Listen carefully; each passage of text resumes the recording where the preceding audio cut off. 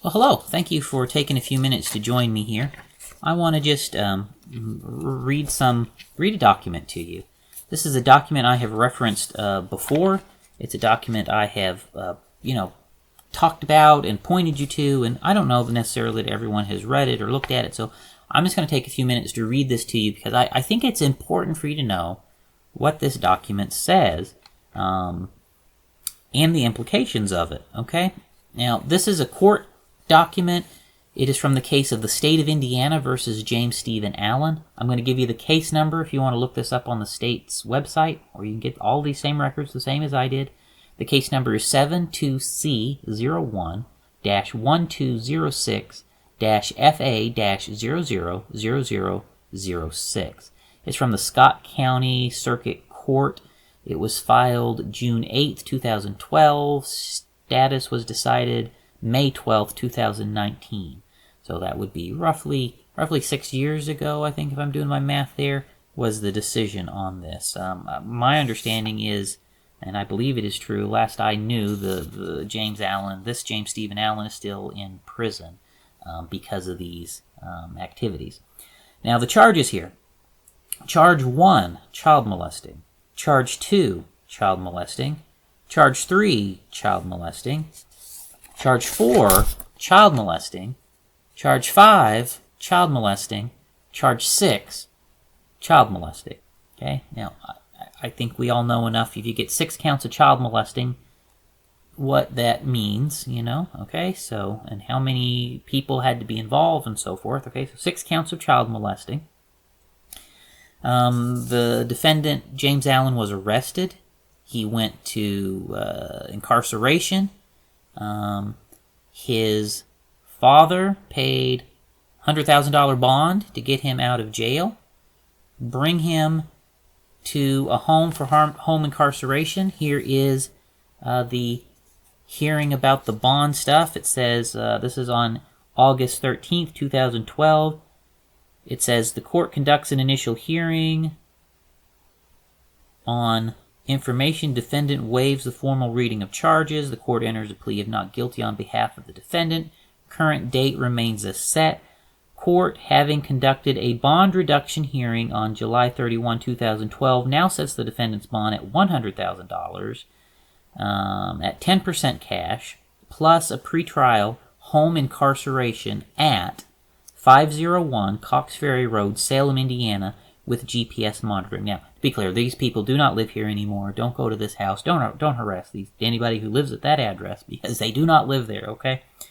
But at the time of this, that is where this was happening. 501 Cox Ferry Road, Salem, Indiana, with monitoring. And now the reason I point that address out to you is because how many people have the 2011 Faith Assembly Church directory, okay? This was 2012. You open this book up, it is going to tell you who lives at 501 Cox Ferry Road, Salem, Indiana, okay? I'm not going to open it up. I'm just going to leave it here, right here, and I'm going to point anybody who wants to look at it. We do have, pictures of who lives at that address, nice and clear, and all the rest of the stuff that people don't need to see blurred out on the Mission website, if you want to see that, okay? But I'm going to tell you who lives at that address, and it's the same man who is named in these court records, okay? James Allen.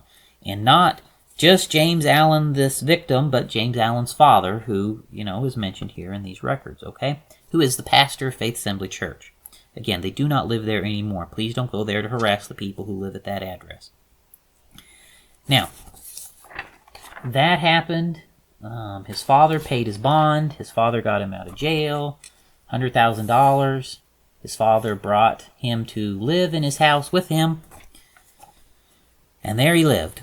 Okay, now the next thing that comes is the trial. Now the trial gets scheduled, a plea agreement gets entered, the trial gets canceled. Then there's a hearing on the plea change.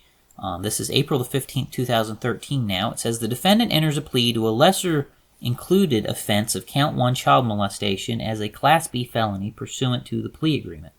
Court accepts the defendant's plea, finds he's 52 years of age, that a factual basis exists for said plea, and enters judgment of conviction of the same. So 52-year-old man engaged in child molestation. Okay? Now, what happens is, it goes through some more, how these courts are. Things take a time.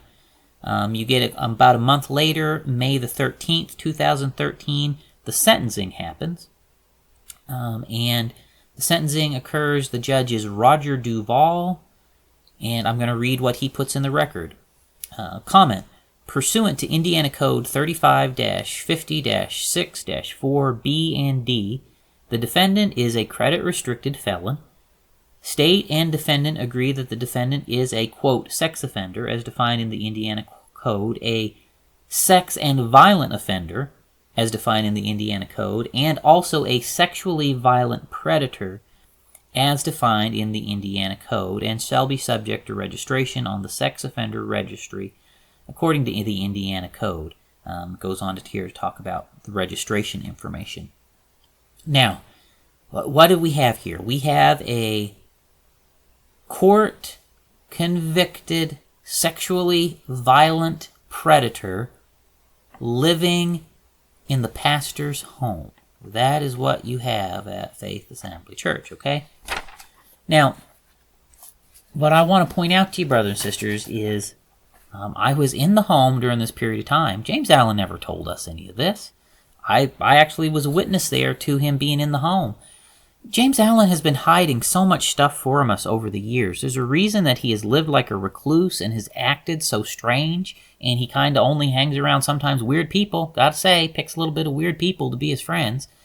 There's a cabal. There's a group of people who know about this stuff and, pat on the back and say it's all okay and, you're all victims, but they're not victims. They went to jail. They're guilty, they're convicted, and they pleaded guilty. Come on, pleaded guilty. And and the thing is, brothers and sisters, as I have pointed out to you before, this is the one who got caught, okay? This is the one who got caught. I was in the back room when cover-ups were directed on others, okay? Now, what I want you to know is that these things, there's not even a question that these things happen. It's in the public court records, brothers and sisters. And, to the board of Faith Assembly Church, why weren't these things disclosed to you?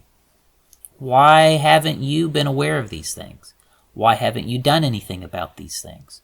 Why do you keep pretending like none of this stuff matters or ever happens?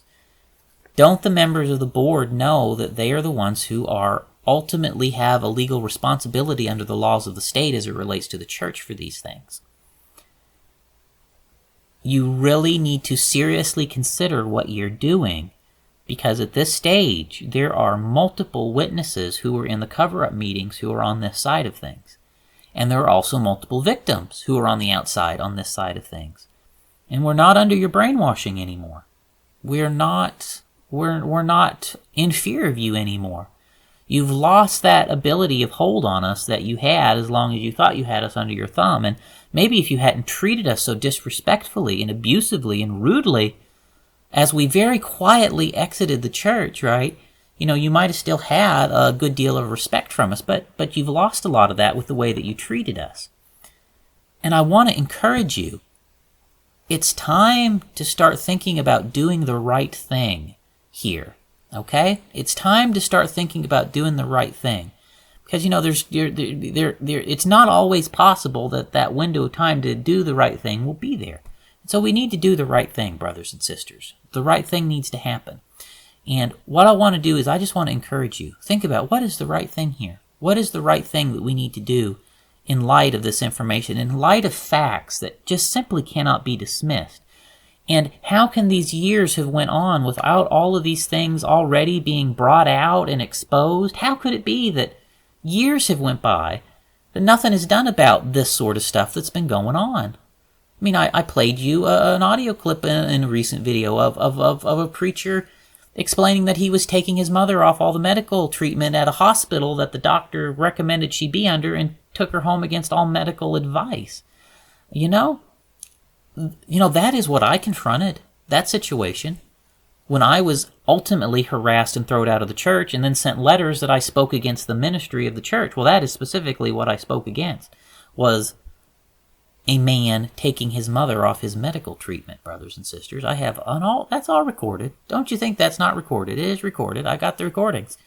Now, at a certain point, something has to be done, brothers and sisters. And I just want to encourage you to realize that whether it's in this life or whether it's in the next life, there will be justice in these things. And there will be a judge that we have to answer to as to our responsibility in these things. And I want you to, again, just think very seriously about what your responsibility is in the position you hold, whether it's a trustee, whether it's a minister in one of the other churches affiliated with Faith Assembly, whether it is, whatever it is. I want you to think about what your responsibility is here, whether it's a person sitting in the pew, whether it's a person getting on the platform and saying how much they support and stand 100% behind the preachers at Faith Assembly. How many of you are on record that we can pull out the audio? I stand 100%.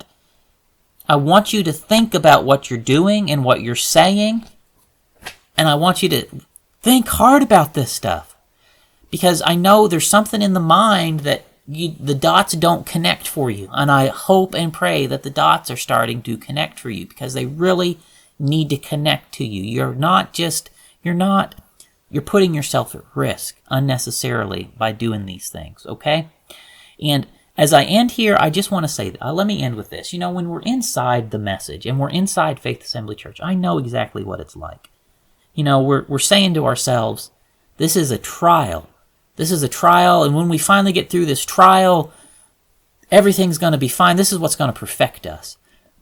This is what's going to lead us to glory. Now, this is the great storm that was dreamed about that would come. And it looks really scary, but when it's over with, it's all going to be okay.